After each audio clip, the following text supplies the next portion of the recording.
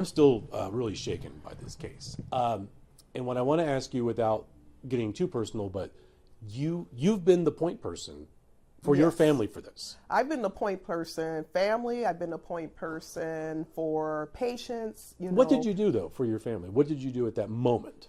You have to call 911. You have to call, first of all, when you're dealing with a person who may be suffering a mental health crisis, especially if you're dealing with something as extreme as psychosis or a delusion.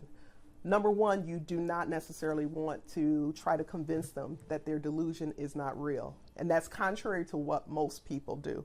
When you do that, you're agitating them further. You're agitating them further because their reality is what they're believing in their head at that moment. Whatever the voices may be telling them, whatever the delusion may be in their mind, it's as real as me sitting in front of you right now.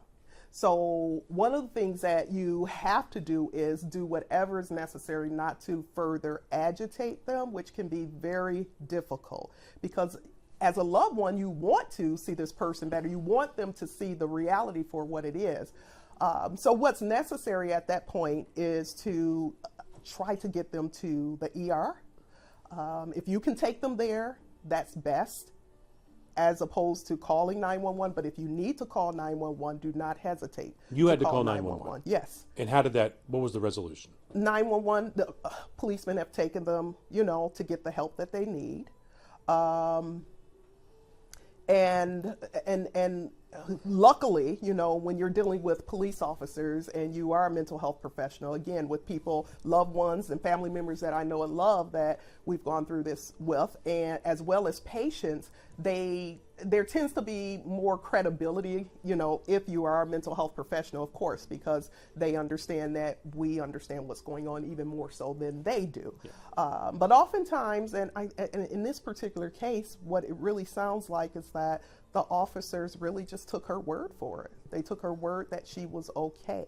But again, if you see a mother in midwinter, outside with children with no coats on, logic should tell you that this is not okay. And you're offering her help.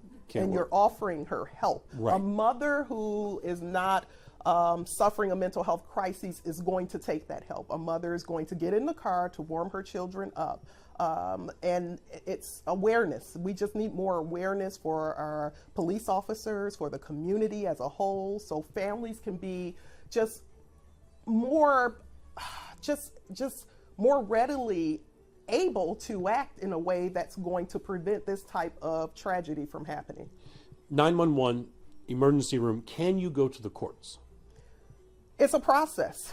It's a process with the court. So it's not that you can just walk into the courts. Usually you have to start a paper trail, so to speak. Do you need an attorney?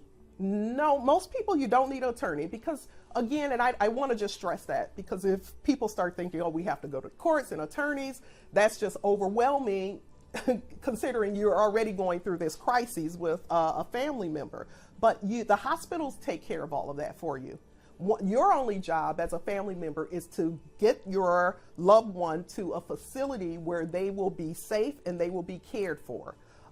So if they are presenting with suicidal ideation or homicidal ideation, if they're a threat to themselves or others, it's your number one responsibility to ensure that there's no harm done to them or to others by getting them to the proper facility and let the facilities handle everything from there. If your loved one refuses, doesn't want to interact with the officers, doesn't want to go to the ER, and then there is the court system, you have to have a record.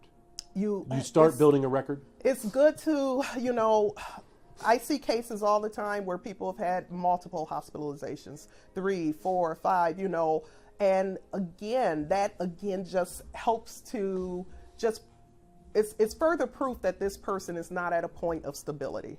So when the courts can see this, there are repeated episodes of decompensation, repeated episodes where this person is not able to care for themselves or their children, repeated episodes of mental health crises where they're not compliant with their medications and they're finding themselves in these situations again and again, that bodes better for you to help them get the help that they need.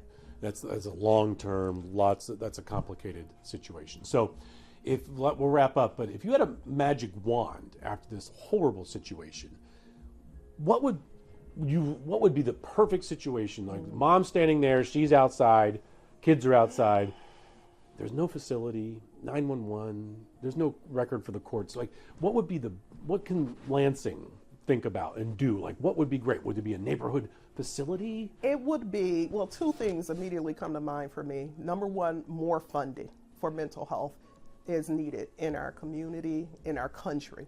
We see it time and time again. As you mentioned, that was the first time we met. Story last summer, very similar, to this. So more funding is definitely needed. A lot of those dollars were taken away many years ago, and we're seeing the devastating effects of that now because there's nowhere to go, right? There's nowhere to go, but also those individuals that were put out on the streets or the services were discontinued when the funding was taken away some nearly 20 years ago. Those individuals have had children, who now, because there's a predisposition to mental illness. So they're not getting the care, but they're having children who now are at the age, young adults, where their mental illness is starting to express itself. And so if we can, number one, get the funding so people can be properly treated, so we can keep these episodes at bay, that would be beautiful. Number two, more education in our community, more awareness, so individuals understand. I spoke to you before. I was a college instructor for 11 years, and I really tried to press hard in my psychology classes to students to get the help for their children who may have a family predisposition to mental illness. So start getting the help early before any symptoms even start expressing themselves. Because if we can be preventative, if we can be aware, if we can teach people emotional regulation, if we can teach people the signs to look for before it expresses fully into some mental health issue, we would not see the crises that we're seeing around us now.